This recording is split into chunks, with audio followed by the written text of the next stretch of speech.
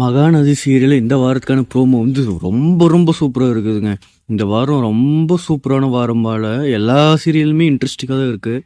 அதாவது மகாநதி சீரியல் வந்து விஜய் வந்து காவேரி வீட்டுக்கு போகிறான். காவேரி வீட்டுக்கு போனவுடனே என்ன நடக்குதுன்னா, அவங்க அம்மா வந்து கான்ட்ராக்ட் போடுதுன்னு எங்கள் பொண்ணு வந்து நீ கூட்டிகிட்டு போன காசு வாங்கிட்டு கூட்டிகிட்டு போய் பொண்ணு வயிற்றுல குழந்தை கொடுத்துட்ட அப்படின்னு சொல்கிறாங்க. அதுக்கு வந்து விஜய் வந்து நான் வந்து மனசார நானும் காவேரியும் புருஷன் பொண்டாட்டியாக வாழ ஆரம்பிச்சிட்டோம். அதுக்கப்புறம் தான் நாங்கள் பிரிஞ்சிட்டோம். புரிஞ்சுக்கோங்க அத்தை அப்படின்னு சொல்கிறாங்க. அப்புறமா எல்லாருமே உங்கள் வீட்டில் ஏற்றுப்பாங்களா ஃபஸ்ட்டு அப்படின்னு காவேரி அவங்க அம்மா கேட்ட உடனே அதுக்கு வந்து நீங்கள் எல்லோரும் என்கிட்டேருந்து ஏதோ ஒன்று மறைக்கிறீங்க, அது என்னன்னு சொல்லுங்கள் அப்படின்னு டென்ஷன் ஆகி கத்துறாரு விஜய். அப்புறமா காவேரி அவங்க அம்மா வந்து விஜய் கிட்ட உங்கள் வீட்டிலேருந்து வந்து தான் வந்து உங்கள் பாட்டி வந்து தான் டைவர்ஸ் பேப்பரில் கையெழுத்து போடு அப்படின்னு 2-3 டைம் வந்து டார்ச்சர் பண்ணி சண்டை போட்டு போடுறாங்க வீட்டில். இந்த நிலைமையில் எப்படி காவேரி வந்து உங்கள் வீட்டுக்கு கூட்டிகிட்டு போவ அப்படின்னு சொல்கிறாங்க. அப்புறமா விஜய் கோவமாக அவங்க பாட்டிக்கிட்ட கேட்க போகும்போது அவங்க மாமாவும் அவங்க சுற்றி அங்கே இருக்காங்க.